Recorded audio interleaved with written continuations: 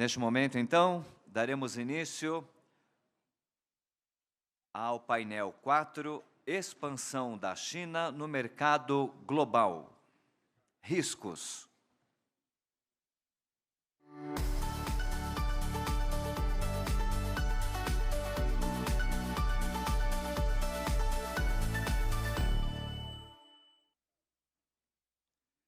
Convidamos ao palco os senhores Frederico Aires Lima, conselheiro do Instituto Aço Brasil e CEO da Aperam South America.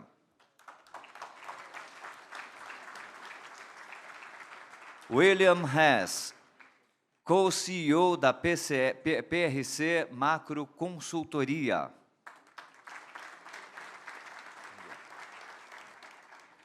José Ricardo Roriz, presidente do Conselho da Abiplast e do Sindiplast.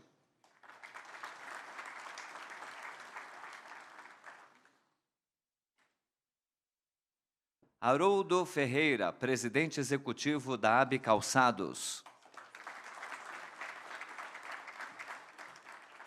José Veloso, presidente executivo da ABMAC.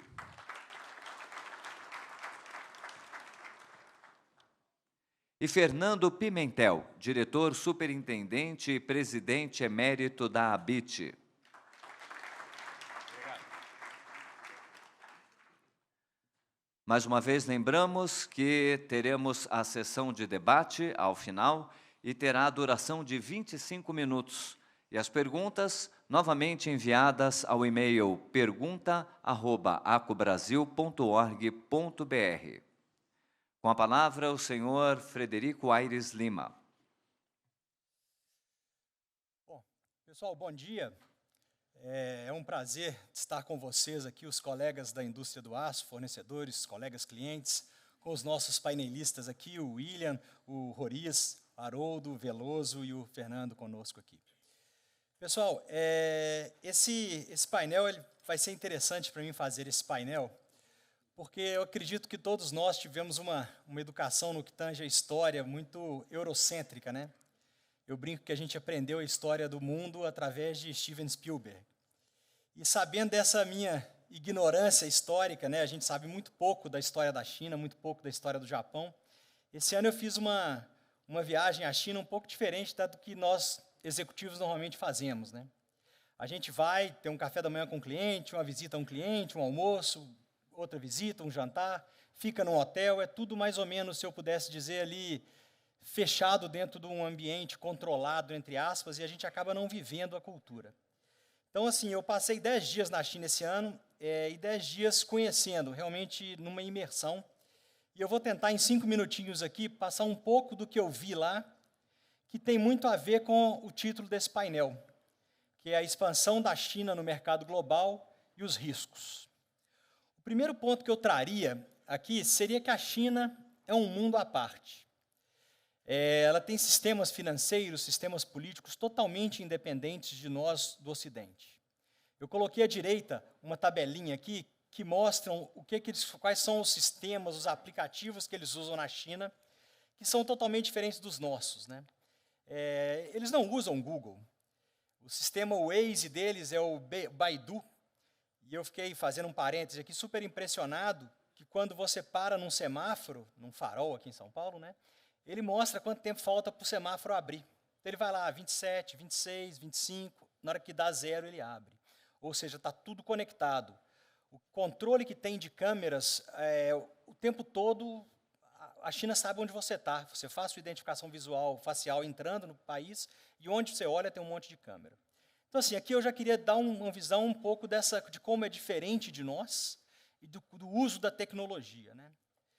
Eu acho que um segundo ponto que eu colocaria é que a hora que a gente fala da expansão da China no mercado global, a gente tem que voltar ao século de humilhação, voltar a 1839. O século de humilhação na história, né, é o período que vai de 1839 a 1949, até o pós-guerra. E nesse período, que não são 100 anos, são 110 anos, a China passou por várias derrotas militares, assinou tratados absolutamente leoninos contra a China. E o que a gente vê é que depois disso, com a chegada de Mao Zedong em 49, a China mais ou menos que criou um pacto deles, nacionalista, de que nunca mais seriam humilhados. Isso está muito claro na educação chinesa, de que eles falaram, olha, agora nós vamos crescer.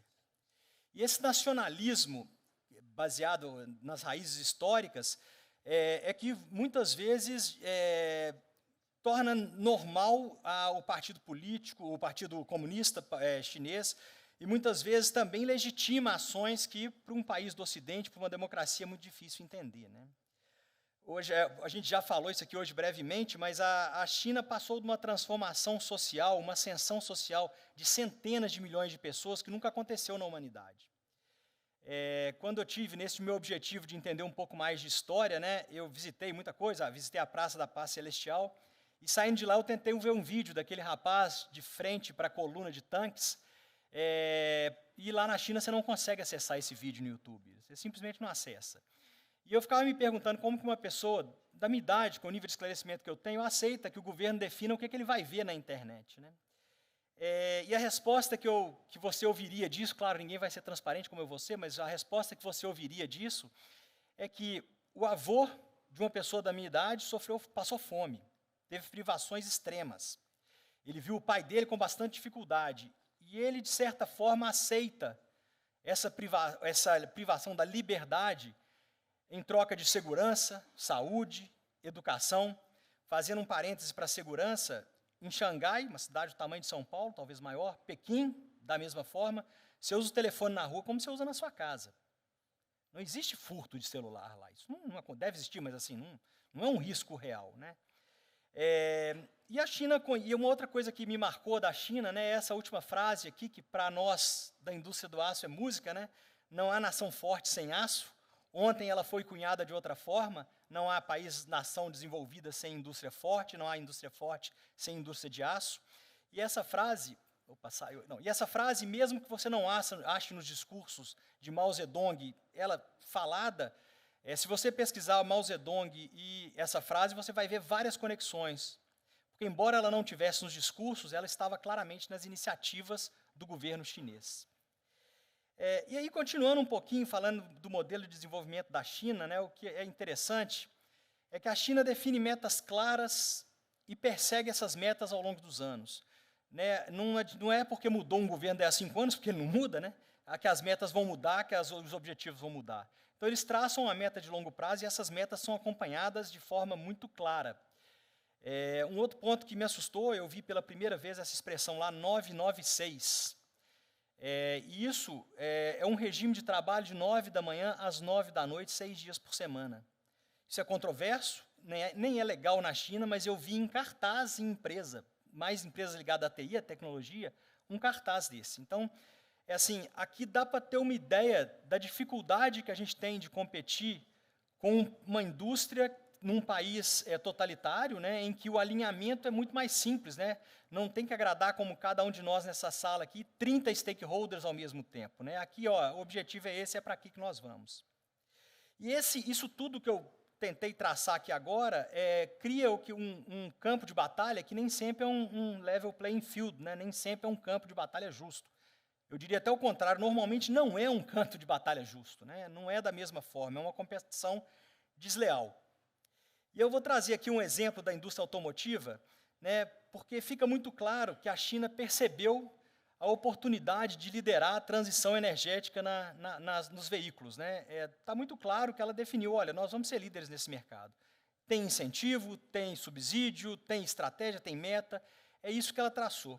E aí, um ponto que eu acho que eu gostaria de mostrar, deixa eu ver se o vídeo vai tocar aqui agora, e se vocês clicarem nesse link, para mim aqui ele está, mas não está aparecendo. Mas se vocês fotografarem esse QR Code aqui, vocês vão ver. É um artigo da Bloomberg, e aí eu peço o pessoal para tentar colocar o vídeo aqui, vamos ver se ele vai entrar. É um artigo da Bloomberg que mostra uma série de cemitérios de carros elétricos na China. Ou seja, foram tantos subsídios que algumas indústrias que nasceram produziram veículos que rodavam 100 quilômetros. E esses cemitérios estão espalhados porque essas indústrias não se mostraram viáveis. Então, assim, isso para mim é uma prova clara de como houveram subsídios, como a coisa foi distorcida através de incentivos, subsídios de uma indústria, né? E eu acho que aqui eu faço um parêntese, né, e dou um exemplo que para mim salta aos olhos. O Brasil é um dos poucos países no mundo que tem uma indústria de aço capaz de produzir aço para motores de carros elétricos. É a Aperam, empresa da qual eu sou CEO. Nós temos essa capacidade. E esse aço, o aço GNO, nós produzimos em 2010 em torno de 150 mil toneladas. De todos os grades desse aço, tá? O grade para carro elétrico é um específico. Em 2015 a 2020, em torno de 100 mil toneladas. 23, 24, 80 mil toneladas. Esse ano, 60, provavelmente. Que ano que vai ser zero? Não sei, mas está bem perto a gente parar de produzir esse aço. E por um motivo simples, a China ocupa esse espaço com toda essa história que eu contei até agora. E o que mais me impressiona é que, nesse momento, nós temos uma medida de antidumping em vigor no Brasil para esse produto. Ela está sendo renovada e, por obra do destino, hoje foi aberto o interesse público. A nota técnica de antidumping desse produto falava de uma margem de dumping de 350 a 650 dólares para a China. Ou seja, a mínima era 350 dólares. A decisão do GSEX foi de deixar 90 dólares e de abrir o interesse público. Então, assim, o que a gente está vendo é assim, a China decidiu, ela vai ser líder desse mercado, e o Brasil decidiu, esses empregos vão para a China. Então, assim, eu estou usando um exemplo aqui, trazendo a brasa para a minha sardinha em bom mineirês aqui, mas é porque é muito representativo para a indústria do aço no geral. As BQs de carbono estão sendo vendidas abaixo do custo. Isso aí não tem dúvida, é só você fazer uma conta. Minério, carvão, mineral, você faz uma conta, você chega à mesma conclusão. Então, assim, eu uso esse desabafo usando a minha indústria, mas eu queria que a minha empresa, mas eu queria que isso todo mundo entendesse que o título desse painel, qual é o risco da expansão que vem acontecendo da China no nosso mercado. Então, pessoal, com essa introdução aqui, vou passar então para os nossos painelistas, né? Então, cada um vai ter o seu tempo, vai estar marcado aqui, e no final a gente volta para os debates. Então, convidaria aqui ao palco o William Hess, por favor, para fazer a sua parte. Obrigado, pessoal.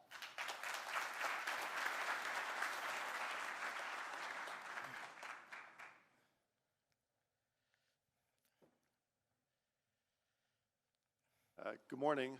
Thank you very much for being here, and a special thanks to the Brazil Steel Institute for the invitation to participate in this year's Congress.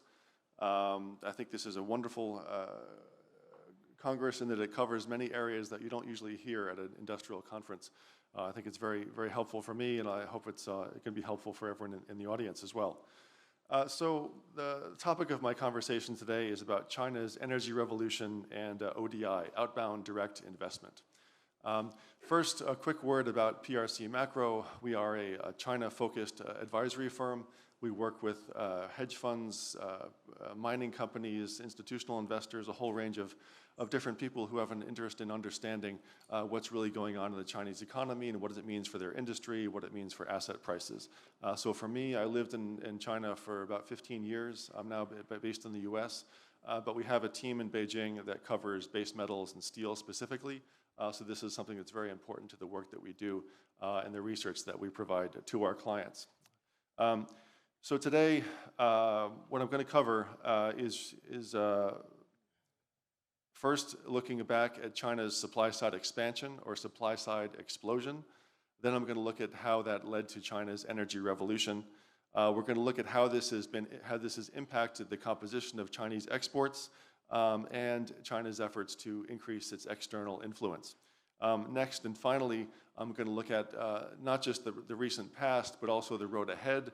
As we have this Congress in Beijing, they're currently formulating their next 5-year plan, which is really going to be a 10-year plan. The objectives are going to be consistent. So what's being decided now in Beijing will have a very large impact on global trade and on the global macro situation for the next decade, really. So these are big events. Now, the title of my presentation is China's Energy Revolution and ODI. Really, it could have also been China Shocks. And so I'll skip ahead to the conclusion of my presentation right now and just say that there are more China shocks coming, and they're going to be big. Okay. So with that, to get to China's energy revolution, I want to look back first. We have to go back to COVID. During COVID, countries around the world had different responses to the pandemic. In the US, there were income-based policies to support consumption. In China, everything was oriented towards the supply side, keeping factories going, keeping them churning out output. Of course, that helped to keep people working, but the focus was not on incomes, it was on the supply side. And so what that meant for households is it injected a whole lot of uncertainty. And whenever there's uncertainty for households, what do? They consume less. So this first chart represents the pre-COVID trend of consumption growth. This is indexed. And so the bottom line, the black line on the bottom shows that there's a very clear and permanent deviation in consumption in China as a function of what happened during COVID. Okay? So this is pretty clear. This is looking at retail sales. And so that's not surprising. But we have to look at this from a different perspective. When the extent to which Chinese consumers reduced their consumption led to a massive increase in savings. And so how much? Our estimates are, and this chart represents the deviation again from trend compared to pre-COVID, our estimates are that the cumulative excess savings from households in China is somewhere between 30 to 40 trillion RMB. Okay, that's roughly $6 trillion. Right? It's a big number. Okay, so this is a whole lot of excess savings sitting in commercial banks in China with nothing to do. Okay? Households are spending less and saving a whole lot more, okay, and borrowing a whole lot less. So the question becomes, what do they do with it? Now, we all know that China's state planners are very active and their intervention in the economy is very strong. So around the same time, they were coming up with plans about how to advance the supply side of the economy, and also what to do with all these excess funds sitting with commercial banks. Now, around the same time, energy security was a big focus in China. And so the natural conclusion is you have a lot of excess savings, you have a problem with energy security, well, it's time to invest in an energy revolution. So what does that mean? That means that starting again with the supply side of the economy, policymakers focused on upgrading and manufacturing, upgrading so they can manufacture equipment to support the energy transition. Okay? So first you start with building the machinery, then you start with the actual power generation. So this chart represents how much has been invested in new power generation capacity over the past 15 years or so. So the real important part here are the yellow bars. The yellow bars represent investment in solar power generation capacity. So first you have to build the factories to produce the solar panels, then you have to invest in the solar and the power generation. This is not complicated, but the magnitude is massive. Over roughly 5 years, China almost doubled its power generation capacity coming from renewable energy and solar. And so this has been a function of taking China's savings glut and putting it to use in building more plentiful and cheap power. And power is very important to the future equation of Chinese competitiveness, especially the way it's viewed in Beijing. So a savings glut became an energy revolution, where China, which was a country with a very high level of external dependency on energy, is now on a path towards relative energy independence. So this is a very, very large change.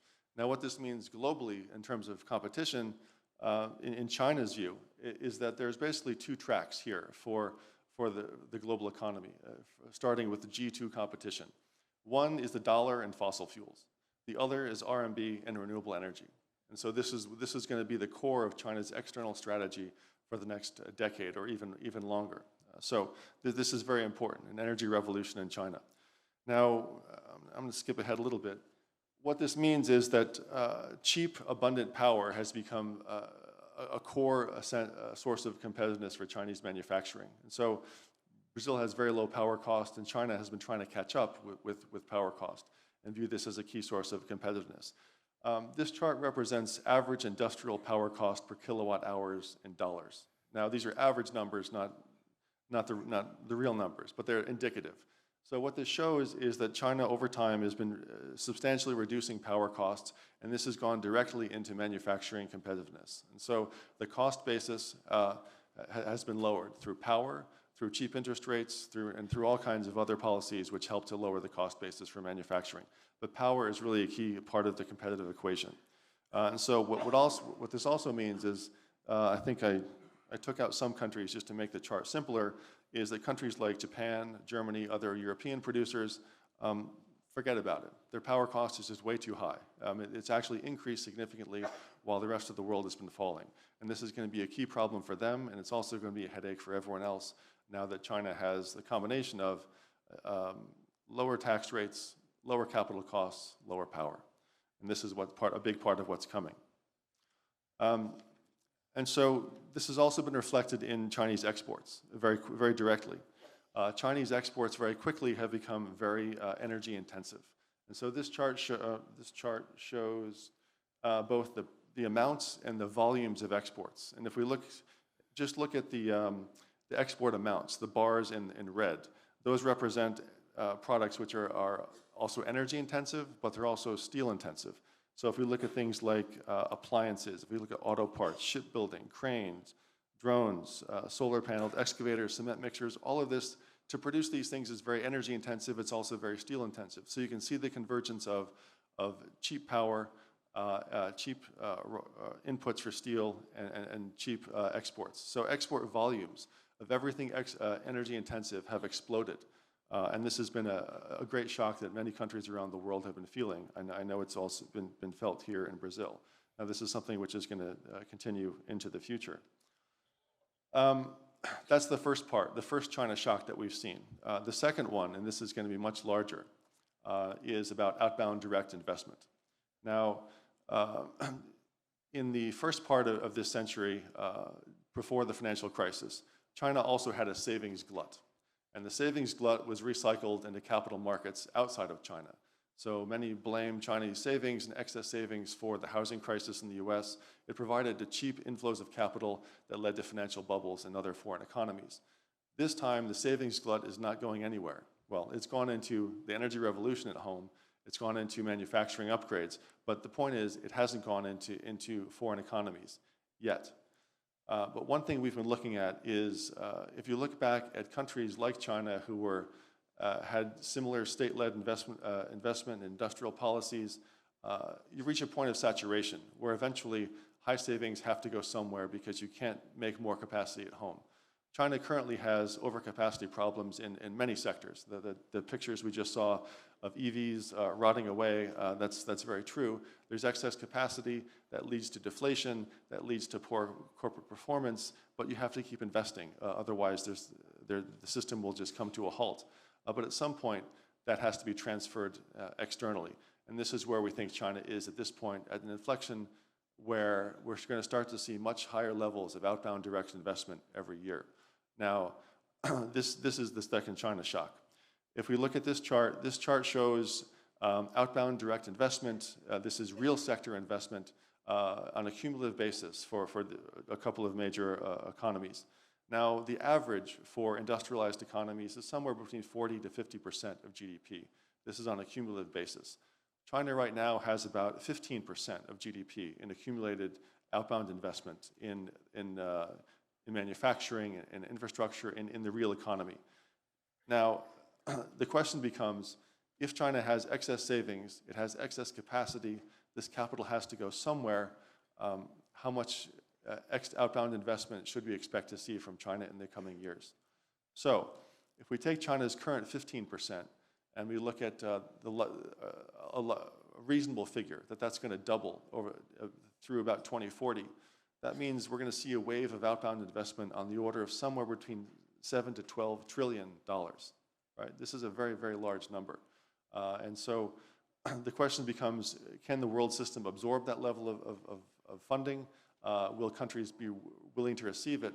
But in any case, I think this is something which has happened previously with the US, it happened with Japan, happened to a lesser extent with the EU, but China is right at that place where this excess capital, excess domestic savings is going to start to lead to another shock globally. I think we could almost call this a tsunami of Chinese capital, which needs to find a home. Otherwise, at home, they're going to be burdened with deflation, overcapacity, and very poor returns on domestic investment. Now, how is this going to happen? You know, we have a good blueprint in what's happened in Southeast Asia. This is just a map representing a combination of a composition of Chinese investment in Southeast Asia.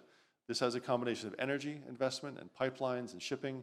It has infrastructure for railways to get to key ports, and it's matched with investment in manufacturing throughout Southeast Asia. And so this is a roadmap of what we think is going to occur as China's outbound investment continues to explode. And so this has had a major impact on domestic manufacturing in recipient economies already in Southeast Asia, but the implication is it's going to have a much larger impact globally as the volumes start to pick up. Now, for 2025, the number might be about $200 billion in outbound investment.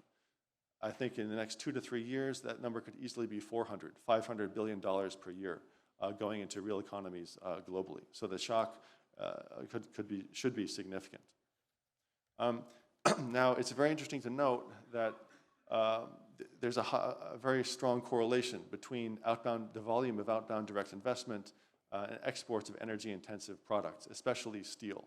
So this chart is just a simple correlation between Chinese outbound investment volumes and exports of steel. So if we go from $200 to $300, $400 billion, exports of steel annually should go along with that in step. So a reasonable expectation is that a flood of Chinese capital globally will be accompanied by a continued increase to volumes of Chinese steel.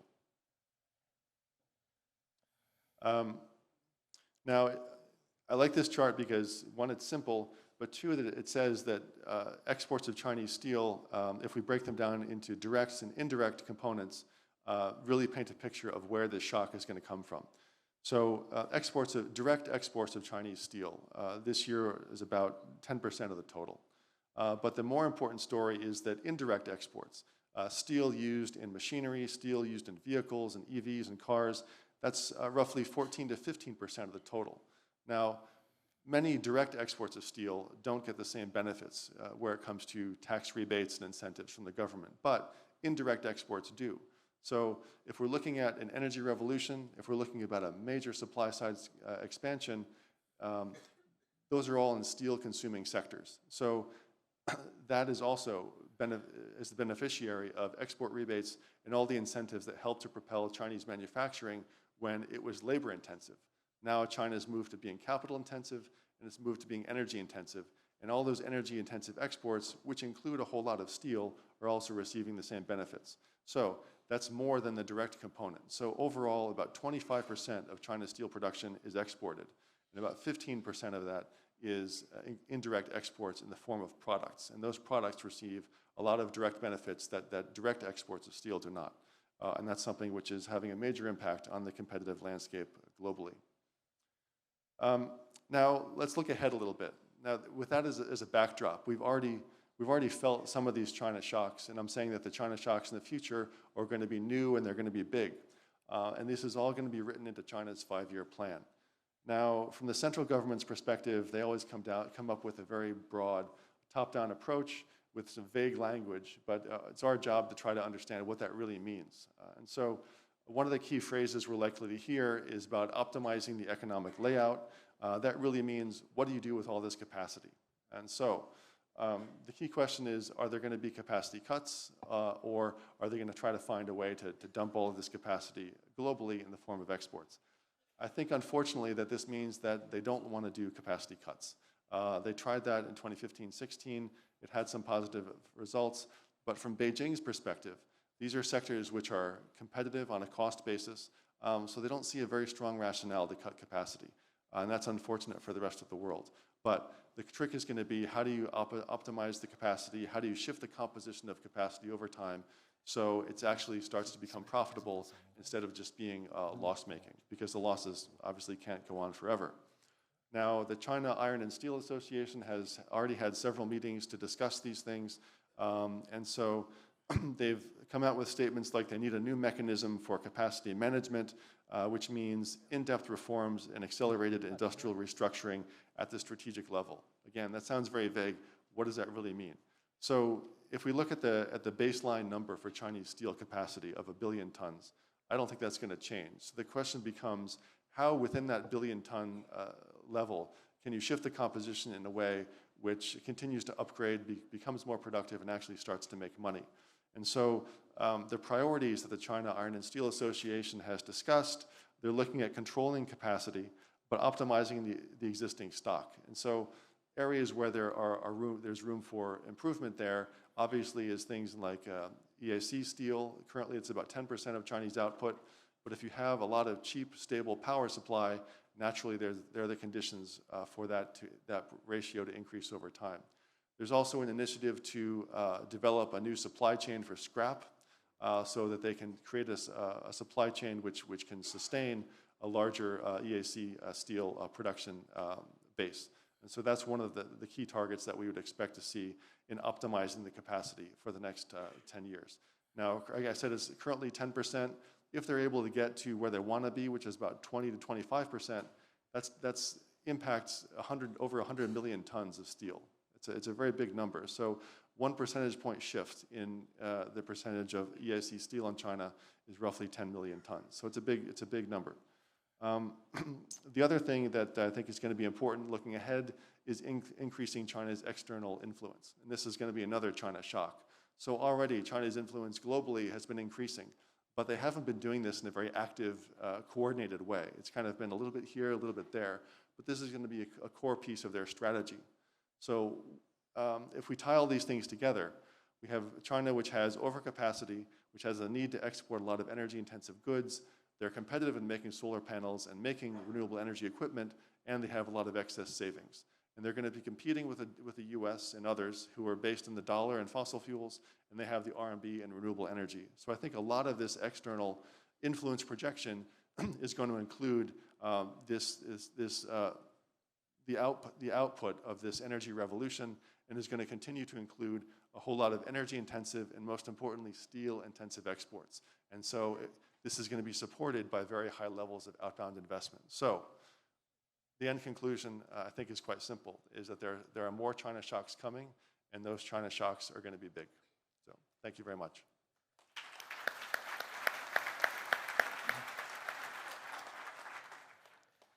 Thank you very much, William.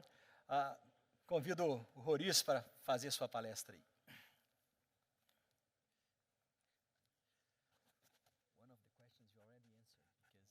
Bom dia a todos e a todas. Primeiramente, eu gostaria de fazer um agradecimento a todos da ASFO Brasil e um agradecimento especial ao Marco Polo, que coordena a nossa coalizão da indústria, que tem mais de 43% do PIB brasileiro. São vários setores da nossa indústria e com muita dedicação, com muita competência, né? A gente tem quase que diariamente contatos, né, com o nosso grupo, onde a gente trabalha para o desenvolvimento da indústria brasileira. Eu fiz aqui alguns pontos que eu gostaria de ressaltar sobre isso que vai estar discutindo aqui no último painel.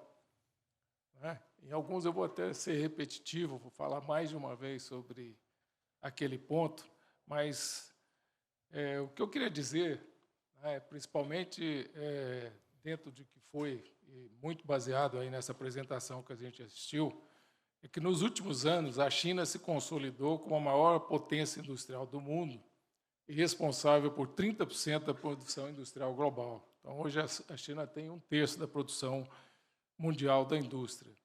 E os chineses defendem que essa liderança decorre de energia verde barata e de políticas que garantem custos baixos e competitividade. Contudo, essa narrativa ignora fatores estruturais como subsídios massivos, capacidade de produção muito acima da demanda interna, transferência forçada de tecnologia, ambiente regulatório permissível e salários baixos, e que distorcem a competição global. A manufatura não é apenas um setor, ela é o motor da inovação, de bons salários e desenvolvimento econômico. O American Society of Mechanical Engineers lembra que, apesar de representar cerca de 2% do PIB dos Estados Unidos, a manufatura responde por 2/3 de todo o investimento privado em pesquisa e desenvolvimento, emprega 1 em cada 3 engenheiros e recebe 60% dos royalties de propriedade intelectual. Cada emprego industrial sustenta vários empregos na cadeia de fornecimento de serviços. Dados das associações industriais, mostram que os salários industriais são mais altos, e cada dólar gasto na indústria gera múltiplos de valor na economia, cerca de 2,64 dólares. Essas estatísticas reforçam que fortalecer a indústria aumenta a renda per capita e estimula a inovação e cria emprego. Não é só fortalecer a indústria, é fortalecer também as exportações. Quando a gente exporta, a gente vai buscar renda de trabalhadores de outros países. E como o Brasil exporta muito pouco, as razões, eu acho que já foram aqui faladas, né? O custo do Brasil, 1,7 trilhão, comparado com os países da OCDE, como o Brasil exporta muito pouco, e as nossas exportações são de commodities, né? O que eles fazem é vêm buscar a renda do nosso trabalhador, o que nós importamos, tanto que há 10 anos o nosso PIB per capita permanece praticamente igual. A política industrial da China, né, que foi a Made in China 2025, né, que agora tem outra em marcha, e programas posteriores levaram à expansão excessiva da capacidade produtiva em setores como veículos elétricos, baterias, semicondutores, aços, transformados plásticos. Aqui, provavelmente, o Haroldo e o Fernando Pimentel vão falar da indústria de calçados, indústria têxtil e vários outros. O Veloso está aqui também com a parte de aço. E o relatório da Rodion Group mostra que essa sobrecapacidade faz com que empresas chinesas exportem volumes muito acima do consumo interno. Isso alimenta grandes superávites comerciais, razão do aumento da renda per capita chinesa, e pressiona os preços internacionais. O Brookings Institution enfatiza que, devido à demanda doméstica fraca, a produção excedente é empurrada ao exterior com preços subsidiados, resultando em superávites recordes. Essa expansão foi financiada por subsídios diretos, incentivos fiscais e crédito estatal barato. E essa mesma pesquisa revela que mais de 98% das empresas listadas em bolsas chinesas receberam algum tipo de subsídio em 2020. Além de subsídios para a energia verde, o governo oferece acesso a financiamento abaixo do mercado, terrenos subsidiados e tarifas reduzidas de energia. Isso cria um orçamento suave e empresas podem operar com prejuízo sem falir, pois recebe salvamentos financeiros, algo inexistente em economias de mercado. Eu queria citar aí, eu acho que o Pedrosa falou bastante, até para exemplificar um pouco do que eu estou dizendo, o setor de veículos elétricos ilustra a escala de incentivos. Estimativas do Center for Strategic and International Studies indicam que entre 2009 e 2023, o governo chinês destinou 230,9 bilhões de dólares para apoiar a indústria de veículos elétricos, somando subsídios ao consumidor, isenção de impostos, financiamentos de estruturas, programas de P&D e compras governamentais. Essa ajuda foi complementada por empréstimos de baixo custo e investimentos de governos locais em fabricantes de bateria. No setor solar, que foi o exemplo dado pelo Paulo, esse mesmo instituto aponta que, entre 2011 e 2023, fabricantes chineses de células e módulos solares receberam mais de 50 bilhões de dólares em subsídio. Como resultado, a participação da China no mercado mundial de painéis saiu de menos de 2% em 2004 para mais de 80% em 2024, dominando toda a cadeia de produção, polissilícios, wafers, células e módulos. O preço de módulos solares caiu cerca de 50% nos últimos anos, com alguns vendendo a 0,10 dólares por watt, reflexo da sobreoferta e de subsídios. É inegável que a China avançou de forma impressionante em energias renováveis, capacidade industrial e integração global. Esses movimentos fazem parte de uma estratégia coerente de Estado para ampliar e influenciar a competitividade. No entanto, é fundamental reconhecer os limites dessa narrativa e os riscos que ela representa para o equilíbrio da indústria mundial. Primeiro, a China frequentemente desenvolve capacidade produtiva muito acima da demanda interna. Isso acontece em setores, como eu citei, e o resultado é um grande excedente exportado para o mundo. Essa prática, longe de ser apenas fruto da eficiência produtiva, decorre de subsídios estatais diretos e indiretos, energia subsidiada, crédito barato, como já foi citado. Em segundo lugar, esse modelo ele gera distorções globais de concorrência. Países que recebem esses produtos enfrentam situações de dumping em que o preço praticado não cobre os custos reais de produção sem subsídios. Isso já levou a perdas de emprego e de indústrias inteiras em várias regiões do mundo. E o que se apresenta como competitividade limpa e verde é, na realidade, sustentado por um arcabouço estatal de apoio incompatível com os mercados abertos. Outro ponto crítico é a chamada energia barata. Embora a China esteja ampliando o uso de renováveis, este custo reduzido decorre não apenas da escala produtiva, mas também de política de financiamento público em larga escala, como eu já citei. Isso não pode ser tomado como vantagem natural, mas como uma estratégia de governo que dificilmente se replica em outros países que seguem regras de mercado. Diante disso, cabe ressaltar a posição do Brasil e da América Latina. A nossa região oferece produção diversificada e próxima dos mercados consumidores, reduzindo custos logísticos. Por que ir buscar tão longe produtos que poderiam ser fabricados aqui? Energia limpa e competitiva, especialmente solar, eólica e biomassa, sem depender de subsídios distorsivos, como foi dito aqui no debate anterior, de transição energética, né, nós temos desenvolvido, e o deputado Hollenberg mostrou isso também muito bem. E o investimento em outros países, que a China muito fala que está fazendo, né, tem sido direcionado muitas vezes para dominar a cadeia produtiva e o domínio do direcionamento ao consumo. Um exemplo aqui no Brasil é a expressiva participação nas empresas de distribuição de energia, todo tipo de equipamento para os sistemas elétricos, placas solares, baterias e automóveis eletrificados, e não dão espaço para que empresas locais competirem em igualdade de condições.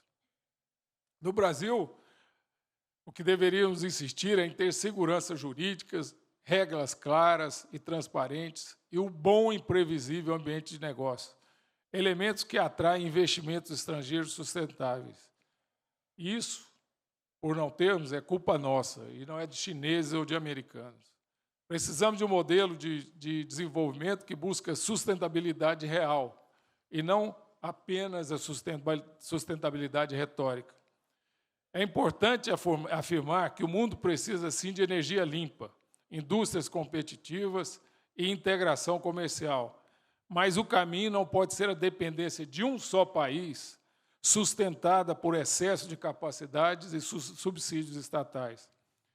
A saída deve ser uma concorrência justa, baseada em inovação, produtividade e sustentabilidade verdadeira. Devemos reconhecer os avanços de energia, da China em energia, e protagonismo na produção industrial.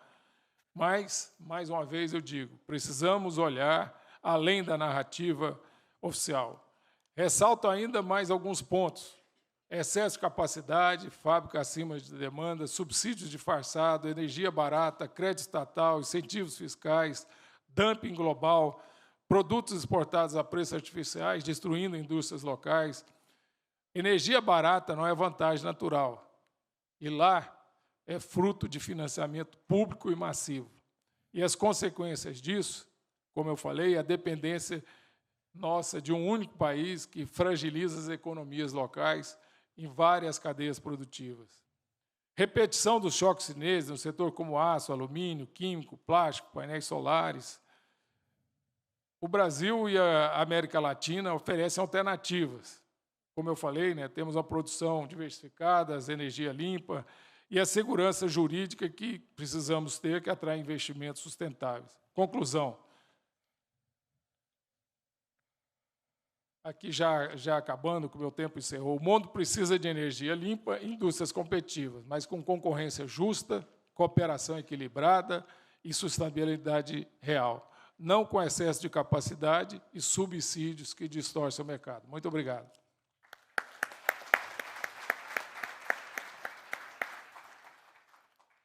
Roriz, muito obrigado pelas suas palavras. E eu convido aqui agora o Haroldo Ferreira, da Bicalçados, para, em 10 minutos, por favor, tentar nos dar a mensagem aí do seu setor. Haroldo, com você. Bom dia a todos. Gostaria de agradecer ao Marco Polo pelo convite, trazer o setor de calçados para o evento do aço, né?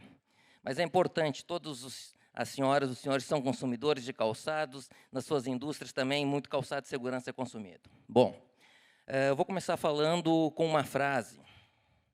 A precarização do trabalho, as regras ambientais brandas e as práticas desleais de comércio estão atreladas às importações de produtos chineses no Brasil. Então, é isso que o nosso setor e muitos setores enfrentam no dia a dia. A China é a principal exportadora de produtos industriais do Brasil desde 2011, né? O Brasil, historicamente, é superavitário em relação com a China. Nesse primeiro semestre, 12 bilhões, mas quando a gente vem para o nosso setor, para a indústria de transformação, a balança comercial foi deficitária de 25,8 bilhões. Então, no número macro, somos positivos, porém, nos nossos segmentos, nos nossos setores, somos deficitários. 99% das importações brasileiras da China são de bens industriais, enquanto apenas 20% das nossas exportações são de produtos industriais. Quase 80% do que se exporta para a China são produtos agropecuários da indústria extrativa. Isso não tem nada de novo, mas esse é o impacto que acontece na nossa indústria e na indústria de vários segmentos, como a indústria do aço. A economia da China, todos nós sabemos, é voltada para a exportação. Um dado importante, o consumo do PIB da China é 40% só feito nas famílias, enquanto na América Latina 70% do PIB é consumido. Por isso que a indústria chinesa trabalha sempre na questão da exportação. A exportação é fundamental. Se nós olharmos no nosso setor, o índice de crescimento nos últimos 5 anos teve um crescimento de 5% no valor do produto exportado, na inflação chinesa do nosso setor calçados. Porém, o salário da China, mesmo se mantendo estabilizado no setor produtor de calçados, os preços que os calçados foram importados para o nosso país caiu 14%. Então, a política já foi relatado, tem muita coisa que eu tenho que, para não tornar repetitivo aqui, que já foi colocado pelo palestrante anterior. Isso tem uma política desleal, tanto é que alguns países, como o Brasil, já têm uma política de antidumping. Desde 2012, o Brasil, no setor calçadista, tem uma política de antidumping para tentar frear esta questão das importações de calçados para o nosso país. Porém, a China é o maior produtor de calçados no mundo. Produziram, o último dado que se tem disponibilidade, de 23, 12,3 bilhões de pares de calçados. Desses 12,3, 9 bilhões de pares são exportados. Então, só um grupo econômico chinês, que é a Pouchen, ela fabrica 20% dos calçados consumidos no planeta. Esta empresa é muito maior que toda a indústria calçadista brasileira. Esta empresa está isenta do antidumping. Então, nós temos um trabalho junto ao governo federal para tentar colocar essa empresa de novo no antidumping, porque só esta empresa, que produz 20% da produção mundial, está isenta de antidumping para o Brasil. Com a questão dos Estados Unidos, o governo chinês manipula também a sua moeda, e isso faz que mais produtos são destinados para os outros mercados. 90 milhões de pares já estão sendo destinados para outros países, porque nesses primeiros meses desse ano, a China deixou de exportar 0,7% de calçados. Isso teve uma queda de 17% nas importações americanas de calçados chineses, o que corrobora com esses 90 milhões de pares que deixaram de ser exportados para o mercado americano, estão sendo destinados para todos os países, inclusive o Brasil, e isso afeta tanto o crescimento da nossa indústria.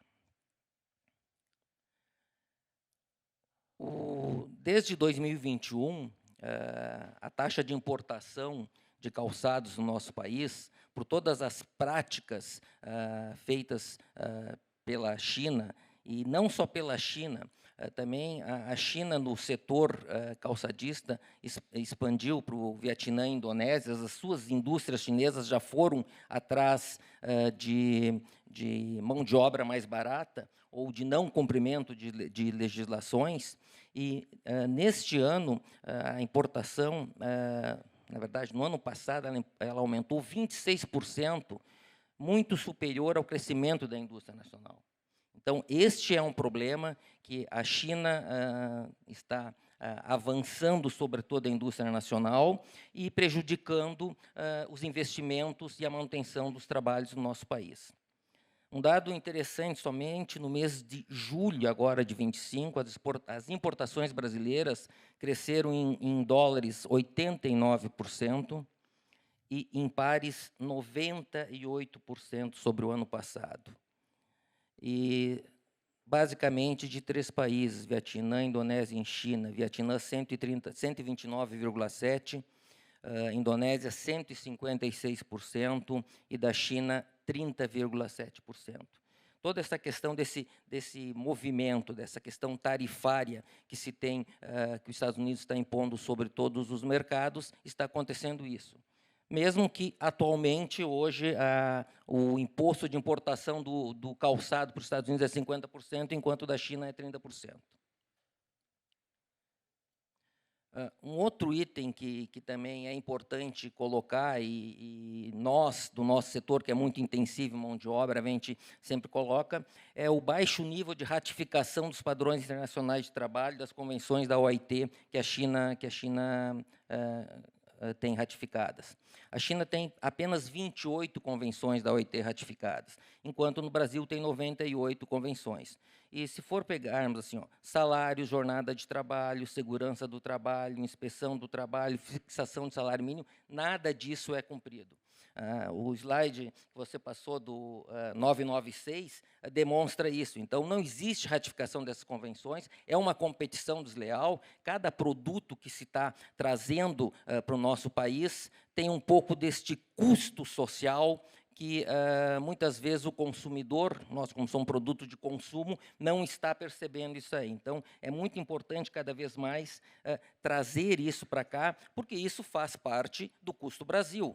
E não é neste ponto nós que estamos errados. Então, se lá está errado, então deveríamos ter uma proteção sobre isso aí. Quanto na questão de ESG, já foi bastante comentado, o nosso setor, 80% da produção é em energia limpa, além de a indústria calçadista nacional, é a única indústria que tem um programa de ESG na produção de calçados, que também é um diferencial perante toda a forma que é produzido os calçados na Ásia. Como meu tempo está terminando aí, então o que nós estamos, junto com outros setores, brigando para ter uma proteção. E, na verdade, o antidumping para o nosso setor pouco pouco ajuda, estamos pleiteando e trabalhando junto para ter questão de hard cotas, como o setor do aço também trabalha nessa pauta, porque para a indústria calçadista tem que ter cota em volumes e não em percentual de imposto de importação, porque sobre um produto declarado de $1 pode ter 200% de imposto de importação, que não vai resolver o problema. Isso é sobre o setor calçadista e os impactos que a indústria chinesa traz para o nosso setor, e depois, qualquer coisa, está à disposição. Muito obrigado.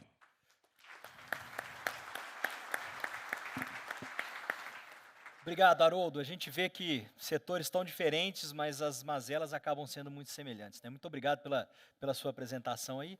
E eu gostaria de chamar aqui para fazer sua apresentação o nosso amigo Veloso aqui.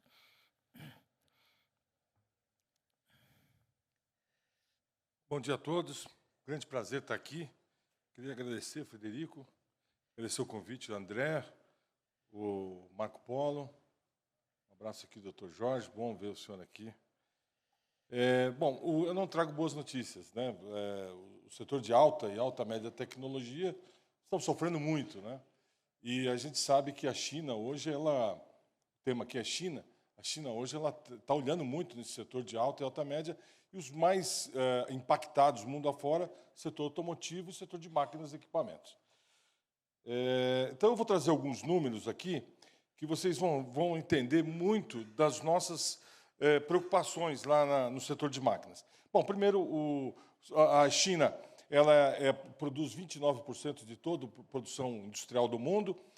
Os Estados Unidos, diferentemente do que o presidente Trump fala, da desindustrialização americana, ainda é um grande produtor da indústria de manufatura, 17% no mundo, muito longe ambos do resto do mundo. Mas depois vem Japão, Alemanha, etc.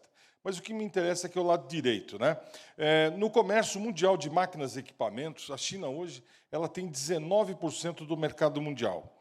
E depois vem a Alemanha, com 14%, um país tradicional, Estados Unidos, Japão. Mas o importante é ver que, em 1990, o Brasil exportava a mesma quantidade que a China exportava. Então, a questão é a tendência. A China era do tamanho do Brasil em 1990 e hoje tem 20% do mundo no setor de máquinas e equipamentos, porque é um setor que eles escolhem como prioritário, estratégico, né? A China, já foi dito aqui, eu vou ser repetitivo, mas a China ela não pode ser considerada uma economia de mercado. E lá nós temos um problema que os números não são tão confiáveis. Embora a Comissão Europeia ela utilize os números da China, a gente não consegue medir se a política industrial chinesa ela dá resultado, qual o resultado, porque os números não são confiáveis. Mas o que a gente pode dizer, e já foi dito por alguns colegas aqui, que existem benefícios incidentes em tributos e encargos, a aquisição de insumos e equipamentos na China são subsidiados, a questão tributária também, principalmente no imposto de renda. Eles têm acesso a insumos muito mais baratos, eletricidades, produtos siderúrgicos, minerais, produtos químicos e etc. E também têm muitas medidas de apoio à exportação, né? Financiamentos em condições especiais, fundos para a internacionalização das empresas. Isso nós vamos ver muito mais forte daqui para frente, principalmente em função da guerra comercial com os Estados Unidos.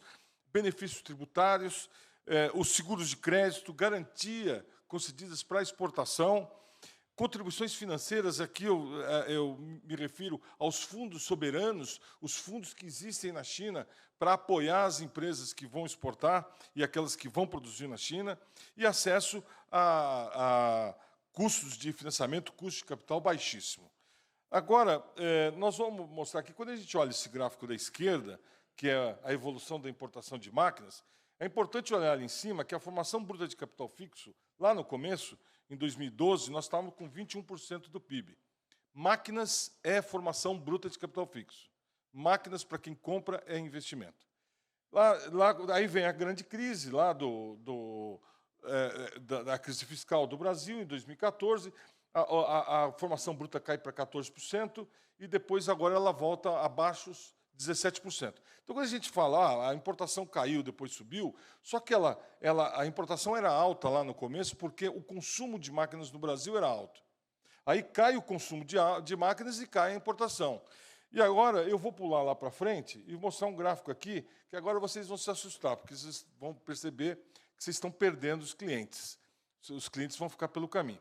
Aqui, do lado esquerdo, é a importação de máquinas no Brasil. Ela tem aquele vale, né, quando vem a crise fiscal do Brasil, a crise de 2014, mas é porque o consumo cai. Agora, o assustador é a tabela do lado direito. Outro dia eu estive lá na Gerdau, conversando com o André, com o Jorge, um abraço para o Jorge Oliveira aqui, e o Tiara, e eu estava mostrando esses números. A formação bruta de capital fixo em 2013 era 21% do PIB. Ela vai a 17% 10 anos depois. Caiu 18%. O consumo aparente de máquinas caiu no Brasil de 570 bilhões de reais para 370 bilhões, em valores constantes. Hoje, nós consumimos 35% menos máquinas do que no passado, inclusive as importadas. Aqui o consumo aparente está incluindo a importação. A taxa de penetração, lá há 10 anos atrás, era de 29%. Ou seja, nós tínhamos 70% do mercado máquinas nacionais. Hoje, nós temos 54% do mercado. Mas agora vem um número assustador. É considerado uma máquina nacional, pelo padrão do BNDES, o FGI do BNDES, uma máquina que tem 60% de conteúdo local. Então, quando a gente fala que nós estamos com 46% do mercado, 54% do mercado, 60% é nacional. Então, 30% das máquinas hoje são fabricadas no Brasil. Já foram 80% há 20 anos atrás. Hoje, 30%, considerando o importado dentro da máquina nacional. E a participação da China, ela sobe agora o número está escondido, vou pegar aqui. Ela sobe de 16,9% nesse período para 31%. Ela dobrou a participação dela nesses 10 anos. E a receita interna do setor de máquinas caiu de 400 bilhões para 200 bilhões. Então, hoje, o nosso faturamento é a metade do faturamento que nós tínhamos há 10 anos atrás. Então, quer dizer, se a gente olhar um gráfico de tendências, eu não preciso ser mais explícito. Agora, vamos pegar a participação de mercado. Vocês vejam que a importação cresceu muito no Brasil, né? Ela passou de 29% para 47%. Só que a participação de todos caiu. A participação americana caiu de 19% para 16%, a participação da Alemanha caiu, da Itália caiu, do Japão caiu, do Brasil foi o que mais caiu, e da Coreia do Sul. Só uma participação aumentou nesse período todo. Então, não é o Brasil que está perdendo market share no Brasil, é o mundo que está perdendo market share no Brasil para os chineses. Esse ano aqui, nós devemos importar de máquinas 32 bilhões de dólares. O Brasil parou por causa do tarifaço do Trump, não é isso? O Brasil exporta para os Estados Unidos 40 bilhões de dólares. Mas o que está nessa briga do tarifaço, nós somos o maior setor ainda, porque não adianta só cair, tem o coice depois, nós estamos falando de 18 bilhões de dólares nessa briga com os Estados Unidos. 18. O Brasil importa por ano de máquinas, só de máquinas, 32 bilhões de dólares. Quer dizer, o Brasil importa de máquinas quase o que o Brasil inteiro exporta de produtos do agro e da indústria para os Estados Unidos, incluindo a Embraer, petróleo, derivados. O Brasil importa de máquinas praticamente o que nós exportamos para os Estados Unidos em todo. E isso não era assim há 10 anos atrás. Isso não era assim. Nós vamos perdendo competitividade. Aí, um outro número aqui. Aqui é o consumo aparente de máquinas, aí é visual. O alto da curva lá amarela é o quanto que o Brasil consumia de máquinas, o consumo aparente, lá em 2012. E aqui na ponta. Só que o azul é o nacional dentro do consumo aparente. Compara o azul aqui com o azul lá de trás. Aí é visual, né? E o consumo de máquinas, que eu falei que caiu no Brasil 35% em 10 anos, ele está caindo aí. Ó. 2022 caiu 6%, 2023 caiu 11%, 2024 caiu. O que acontece? O PIB brasileiro ele tem crescido ultimamente por causa da oferta de commodities e consumo de famílias por causa dos programas de transferência de renda. O PIB brasileiro não cresce nada por causa do investimento. Então, o Brasil está abrindo um gap de investimento. O Frederico esteve lá na China, você deve ter ficado assustado com outras coisas que você viu lá no dia a dia. A China realmente decolou. E aqui, na ponta, aqui do lado direito, é a taxa de penetração, né? A evolução da taxa de penetração cresceu nesse período aí 77% de produtos chineses. E aqui nós temos a importação brasileira de máquinas, né? Que é o mesmo gráfico que eu mostrei, mas o azul aí agora é a participação chinesa. Veja a participação chinesa que aconteceu nos últimos 10 anos na importação de máquinas. Ela vem crescendo, né? E esse ano nós devemos importar da China 11 bilhões de dólares em máquinas e equipamentos. Eu estava conversando com vocês lá outro dia na Gerdau, isso dá mais ou menos o que o Brasil importa de aço contido é uma CSN meia, mais ou menos, né? Uma coisa assim. Isso de aço contido. E aí, aqui eu já mostrei esse gráfico, e aqui é a previsão nossa de exportação. O Brasil, mesmo com todos esses problemas, nós somos um grande exportador de máquinas. Grandes para o tamanho do Brasil. Quando a gente olha o mundo, a gente é pouco, né? Mas dentro da indústria de transformação brasileira, a indústria de máquinas é uma das que mais exporta. A gente exporta mais máquina do que automóvel, né? E nós exportamos aí, em 2023, 14 bilhões de dólares. E esse ano, caiu ano passado, deve cair um pouquinho mais esse ano. E a parte de cima lá, a mais clara, é os Estados Unidos, né? Então, o ano passado, 26%, 27% das nossas exportações foi para os Estados Unidos. Aqui é o segundo coisa. E aí, agora, esse ano, deve cair as nossas exportações em função do tarifaço. Outra coisa, para quem não sabe, a tarifa de importação de máquinas no Brasil, ela é de 12,6. No entanto, nós temos várias perfurações, ex-tarifário, Repetro, Reporto, o REID, tal. Então, a tarifa efetiva de importação de máquinas no Brasil é de 6%. Nós fizemos encomendamos um estudo para a PUC do Rio de Janeiro, Marta Castilho, uma economista, que chegou que, em função das tarifas e dos antidumpings, a tarifa média dos nossos insumos é de 18%. Então, eu tenho uma proteção ajusante de 18%, e a minha proteção é de 6%. Nós temos uma proteção negativa. E outra coisa, falar em aumento de tarifa de máquinas e equipamentos é uma coisa muito difícil, porque nenhum setor da economia vai aceitar, principalmente o agro. O agro está todo dia dentro do MDIC pedindo para zerar imposto de importação de máquinas agrícolas. Todos os dias estão lá. Então, e eles têm uma força política muito grande. Então, quer dizer, o Brasil, com uma taxa de 12,6 para máquinas, já é uma taxa muito alta quando a gente olha para o mundo, né? Então, nós temos aqui essa dificuldade. E aí, temos o custo Brasil, e só uma última informação, esse gráfico aí, que é meio cinza, é o problema nosso político. Por quê? Porque nós estamos aqui, o que nós vamos fazer com a China para segurar esse negócio? Porque, uma coisa, nós não temos medo de concorrência. Se a China estivesse concorrendo aqui com juros de mercado, sem subsídio, sem o reintegra deles lá, sem tudo isso aí, nós vamos concorrer. O problema é que não é uma concorrência leal. O setor do aço sabe melhor do que a gente sobre isso.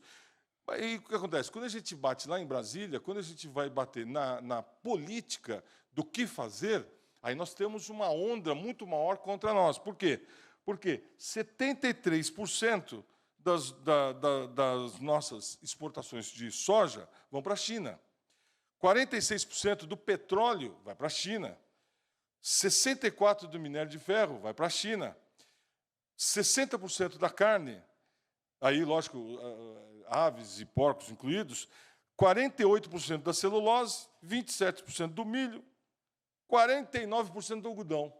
Então, como é que nós vamos, como é que a economia vai reagir se as grandes forças políticas são pró-China? O presidente Lula foi para a China recentemente, em maio, foram 300 empresários com ele do agro, né? Quer dizer, a China é o parceiro do Brasil, ele não é o parceiro do setor de máquinas. Ele é meu inimigo, é o inimigo do setor de aço.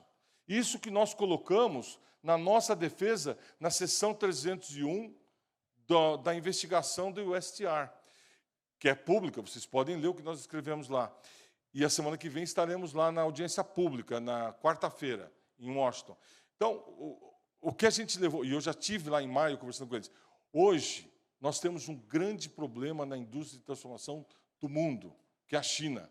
Mas a China é o maior parceiro do Brasil, queiram ou não queiram. E esse é o grande problema. É esse o nó que nós temos que desatar. Lá com a coalizão indústria, a gente tem trabalhado esse tema junto ao governo. Mas o governo brasileiro, mudando o governo ou não mudando o governo, ele não vai ter tanta força para enfrentar esse problema. É um problema muito sério. Eu não vou trazer a solução aqui, porque eu não tenho. Vocês são muito mais inteligentes que eu e não têm a solução, eu também não tenho. Então, é um problema muito sério. É uma luz amarela piscando, porque esse crescimento da China sobre a economia, sobre os produtos manufaturados, principalmente de alta e alta média tecnologia, eu não vejo no curto prazo como frear isso. Obrigado e desculpa pela má notícia que eu trouxe aqui.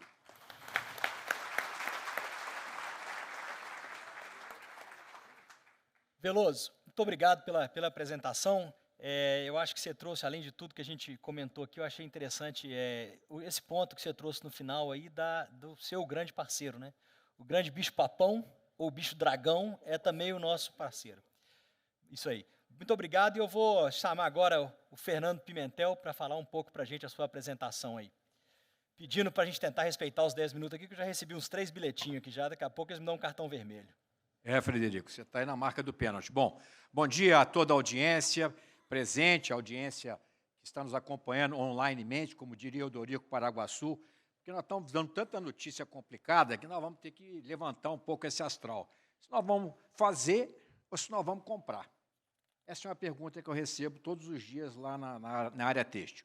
Marco, obrigado pelo convite, cumprimento o doutor Jorge, cumprimento aí todos os industriais do setor, um setor que, obviamente, tem uma relevância enorme no nosso país. Eu sou Fernando Valente Pimentel, eu sou um survivor da indústria têxtil de confecção, que enfrenta a China há mais tempo, talvez, do que qualquer outro setor. É só para dizer que há uma luz no fundo do túnel. Espero que essa luz continue prevalecendo, mas as porosidades que nós estamos sofrendo na cadeia produtiva são enormes. Por tudo que a gente já viu, a China é imparável. Ponto. Foi feita para produzir e para vender. No meu setor, são 120 milhões de toneladas de fibra transformadas anualmente no mundo. A China transforma a metade. O Brasil está entre os 5 maiores produtores e transforma 2 milhões a 2 milhões e 200 mil toneladas. Somos a maior cadeia produtiva integrada do Ocidente. Nenhum país do Ocidente tem da matéria-prima até o produto final. Veloso citou a questão, que eu acho que é o ponto central aqui do nosso encontro. O que nós vamos fazer com isso? Porque as constatações estão todas aí. Nós temos custo de capital caro, temos energia barata, mas a conta é elevada, nós temos regramentos que os países asiáticos não seguem, a China já está mudando para outros países vizinhos lá na Ásia para buscar custos de produção mais baratos, e nós não vamos conseguir ganhar o jogo, do meu ponto de vista, só na defesa. E tem um exemplo, doutor Jorge, eu estava recentemente num evento no Rio de Janeiro, na Firjan, aí falando um pouco de Brasil, mas eu vou voltar para o leito do Rio e da China. Na Avenida Atlântica, o Marcos conhece, em 2011 começou-se a fabricar ou a construir o novo Museu da Imagem e do Som. Avenida Atlântica, posto 5. Você passa lá hoje, 14 anos depois, o esqueleto está lá. Isso não tem Xi Jinping, não tem Trump, tem ninguém, tem Brasil. Isso na Avenida Atlântica, que todo mundo vê. Se a gente for nas 14 mil obras aí que dizem que estão paradas em rincões mais distantes, imagino que não se passe. Então, temos uma agenda do Brasil, do custo Brasil, como é que nós vamos sair dessa sinuca de bico de excessiva dependência chinesa para transformar em algo um pouco mais estratégico. Eles estão agressivos para valer, sim, feiras sendo feitas aqui dentro do Brasil, uma atrás da outra. Alguns industriais do setor falam, Fernando, feira da China, eu falei, e vem mais. Vem da Índia, vem da Turquia, tem vindo do Egito, vários países buscando o nosso mercado. E nós carregamos um custo Brasil que nos coloca numa posição inferior. Então, como trabalhar essa questão chinesa do nosso ponto de vista? Em 2004, a China já era o maior exportador de têxteis para o Brasil, representava 20%. 2024, 20 anos depois, ela continua sendo o maior exportador de têxteis para o Brasil, no entanto, já representa 60% daquilo tudo que a gente compra. E o que tem acontecido, que eu acho que isso é um pouco grave, é que o empresário brasileiro, legitimamente, faz as suas contas. Poxa, eu estou aqui, eu tenho mercado, eu tenho minha base de clientes, eu estou apanhando com todos os regramentos, com todas as fiscalizações, com os juros. Será que vale a pena eu botar mais capex no meu negócio, com paybacks elevados? Será que não é melhor me associar ali a um Xing Ling, que trazer pelo menos parte, e eu faço aqui a boutique, o atendimento, uma servitização da indústria, para eu ser mais rápido, trabalhar com lotes menores, atendendo aquilo que o Brasil tem condição de atender e continuar competitivo, que é atender esse mercado de uma maneira mais ágil, apesar do tempo, o lead time de frete estar sendo reduzido. E nós temos algo que o aço não tem, o cross-border, as plataformas digitais internacionais, que crescem exponencialmente, não vou falar o nome delas, não tem nada contra elas, a única discussão que nós temos é o tema da igualdade tributária, igualdade regulatória. No entanto, acreditem ou não, há dentro do governo e dentro do parlamento propostas de voltar a não taxar as pequenas encomendas até $50, dizendo que é um prejuízo às pessoas com menor poder aquisitivo, o que não é verdade pelas estatísticas e pelas pesquisas que a gente faz. O Brasil tem para todos os preços, para todos os gostos. Só para ter uma ideia, nos 31 anos de vigência da moeda real em circulação, nós tivemos 800% de inflação no IPCA e o nosso setor teve 450% de IPCA. Foi o setor que menos reajustou o preço. Ah, porque são bonzinhos? Não, porque a concorrência é perfeita. É guerra de guerrilha, é guerra em cada esquina. São mais de 50 mil empresas produzindo, mais a importação e mais o que você enfrenta das encomendas internacionais. Então, nós estamos fazendo um outro projeto. Já que quer isentar as pequenas encomendas de até $50, vamos fazer o oposto, vamos fazer um cashback para a sociedade brasileira, aquilo que custar até $50 em moeda nacional, o consumidor vai lá e tem um retorno, não tem a nota fiscal que você fatura e você recebe um crédito. Mas isso tudo são políticas populistas que vão continuar a avançar fortemente até as eleições de 2026. Mas, voltando à questão da China, não há ainda investimento chinês no Brasil para produzir têxteis. Nós recebemos recentemente representantes do governo chinês aqui para falar em cooperação. E lá pelas tantas, falei, não, ok, a China hoje, em termos de máquinas, o Veloso está ali, não em tiares, não em filatórios, as máquinas mais sofisticadas predominam na Europa, Alemanha, Itália, Bélgica, o Japão lá na Ásia, mas na área de costura, a China ocupou o mercado. E não vai demorar muito tempo para ele disputar com a Alemanha, com a Bélgica, etc., porque levaram as plantas para lá, sempre tentando manter uma ou duas tecnologias atrás, para ter uma diferencial para a máquina made in Germany, mas a verdade é que os chineses estão fazendo o catch-up com muita rapidez e criando suas alternativas com marcas próprias. Então, sabem fazer, são agressivos e tem todo um subsídio estatal que ninguém conhece muito bem, mas, pelo que foi exposto aqui pelo William, comprova claramente que nós não estamos jogando com uma economia de mercado. Começam a aparecer nos jornais notícias de que há excedentes produtivos, e há. Se nós considerarmos que o mundo transforma 120 bilhões de toneladas de fibras e que a média de consumo mundial é em torno de 15, 1 bilhão e 400 milhões de chineses dá uns 21 milhões de toneladas de fibra. Eles são metade, outra metade eles mandam para o mundo. E a qualquer preço para preservar a sua produção. O gráfico que o William mostrou, a queda dos preços de venda de vários setores, inclusive o meu não caiu mais porque já caiu tanto, que aí realmente não tem muito jeito. Mas o fato é que nós conseguimos, até agora, preservar uma posição relevante. Mas, nos últimos 20 anos, nós perdemos 1 ponto percentual por ano de market share. Hoje estamos com cerca de 25% a 30% do vestuário vindo da China e, nas matérias-primas, em torno de 35%. Agora, a vinda de fábricas chinesas para cá, e falando do algodão que o Veloso mencionou, o Brasil exportou, foi o maior exportador de algodão do mundo no ano passado. O terceiro maior produtor, desbancou os Estados Unidos e provavelmente vai, esse ano, preservar essa posição. Nós exportamos algodão a $1,60, $1,70 o quilo. O danado do algodão viaja 20 mil quilômetros para a Ásia, é transformado da Ásia, volta 20 mil quilômetros e chega competitivo. Será que a gente é tão ruim assim?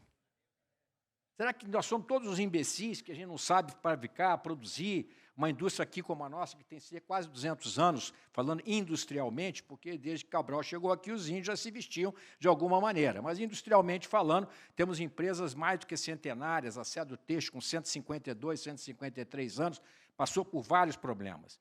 Mas, hoje, o que mais me preocupa é que o investimento chinês produtivo ele não vem um investimento comercial, e, evidentemente, o industrial brasileiro ele passa a ter que pensar muito o que ele vai fazer em setor que tem uma competição árdua, com o custo de capital hoje, que inviabiliza muitos investimentos, olhando para o payback e olhando para a concorrência mundial. Mas, mesmo assim, nós existimos. Somos os 5 maiores, estamos entre os 5 maiores. Mas temos uma agenda à frente, e nós, com a Abrapa, a Associação Brasileira dos Produtores de Algodão, tomamos uma decisão conjunta. Tudo isso que você vende para a Ásia, você tem que vender mesmo. A cotonicultura brasileira é espetacular. Hoje, está das maiores taxas de produtividade do mundo e, ao mesmo tempo, com qualidade. Há 20, 25 anos atrás, nós viramos importadores de algodão por conta de pragas, políticas agrícolas equivocadas. Mas nós superamos esse desafio, a indústria ajudou o agro. Cada fardo de algodão que a gente comprava depositava um valor X em dólar para sustentar pesquisas que trouxeram essa maravilha que o Brasil tem hoje. É fantástico o que o agro brasileiro faz. Mas, por outro lado, o agro tem a China como cliente e nós temos a China como adversário fundamental. Então, há um jogo de disputa de poder, de política dentro do país, que não é simples, como o Veloso mencionou muito bem.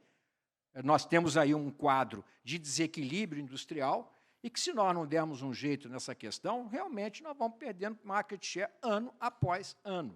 Então, nós estamos indo com a Abrapa, vamos fazer eles têm uma caravana de vender o algodão e fazem um trabalho excepcional. A senhora podia colocar assim: adoramos a sua apresentação, mas o seu tempo se encerrou. Mas, só para concluir, o que é que nós estamos tentando fazer aqui? Além dessas conversas todas, nós estamos fazendo uma caravana, programa, não é uma caravana, um programa estruturado com a Abrapa, para a gente vender não só algodão, como vender também oportunidades de transformar esse algodão em maior parte aqui dentro do Brasil. Explorando o quê? Não é custo. É energia, é proximidade de mercado, é essa mudança toda da economia mundial, da geopolítica, da geoeconomia. Nós não temos dúvida, nós estamos aí no meio, estamos entre o ouriço, estamos como o ouriço, entre o mar e o rochedo. Tem Estados Unidos de um lado, China do outro, uma disputa brutal para ver quem é que vai predominar nos próximos anos. E nós vamos ter que ficar nos equilibrando aqui, como num circo, para poder preservar a nossa indústria e crescer essa indústria. O Brasil não pode abrir mão da indústria, e nossa visão é que as constatações estão claras. Agora, como fazer esse risco, não um risco iminente, é um risco já vivido, um problema já real, em alguma coisa que a gente possa recuperar uma estratégia de desenvolvimento industrial que o Brasil precisa e necessita, e, ao mesmo tempo, como esse investimento internacional vai ajudar o investimento brasileiro a prosperar e avançar no mercado mundial. Nós, por exemplo, Veloso falou muito de exportação, nós exportamos $1 bilhão de um setor que fatura 40 a 45 bilhões de dólares. Somos grandes na produção, grandes no consumo, temos entre os 8 e 10 maiores mercados, mas somos pequenos na participação mundial nas exportações de têxteis confeccionados, que é da ordem de 850 bilhões. Então, eu concluo por aqui dizendo o seguinte: acho que o mais importante é como é que nós vamos equacionar um pouco isso dentro da esfera política, dentro dessas forças que agro, indústria, porque também o agro está cheio de indústria, e como é que nós equacionamos claramente uma visão de futuro para a indústria brasileira, porque essa pergunta que fazem o tempo todo, eu compro ou eu fabrico? Cada vez mais está sendo posta, pelo menos na minha indústria.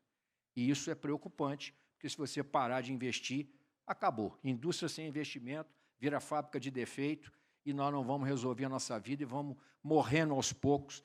Não acaba nunca totalmente num país tão grande, mas vai perdendo posição relativa, o que não é positivo para o nosso país. Obrigado pela oportunidade.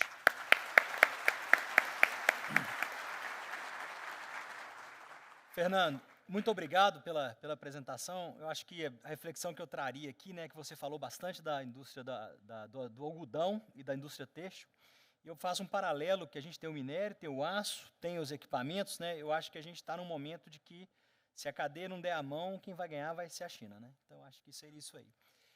Pessoal, eu recebi um bilhete aqui de que o nosso tempo esgotou, então que a gente não vai ter pergunta, mas eu faria o encerramento só mencionando o que foram as perguntas, agradecendo o Leonardo, o Rodrigo, o Eric, o Alexandre, as perguntas diversas que vieram aqui. E essas perguntas eu acho que eu colocaria em 3 principais pontos. A primeira pergunta era para o William sobre a bola de cristal dele, de como vai ser para frente. Ele acabou encerrando falando de que isso não vai mudar, mas é uma pergunta relativa a como que vai crescer consumo e produção. Fica para reflexão de todos nós, né? A segunda, também era para o William, parecida, é de como que a gente, com essa nossa visão de um ciclo eleitoral de 5 anos, entregar resultado de trimestre, como que a gente compete com uma indústria que investe em energia, um país que investe em energia fora do país, ou seja, uma visão estratégica de tanto longo prazo, né? Essa era a segunda pergunta ali. E a última, que seria para todos, né, é como que cada cadeia vê a principal iniciativa, o que é o principal ponto que cada cadeia tem que trabalhar. Claro que a gente não tem tempo para discutir isso, mas eu acho que também a gente não teria uma resposta simples para essas perguntas, eu acho que por isso que eu quis mencionar as perguntas, para que elas fiquem de reflexão como encerramento desse painel. Muito obrigado à atenção de todos aí, devolvo para o mestre de cerimônias.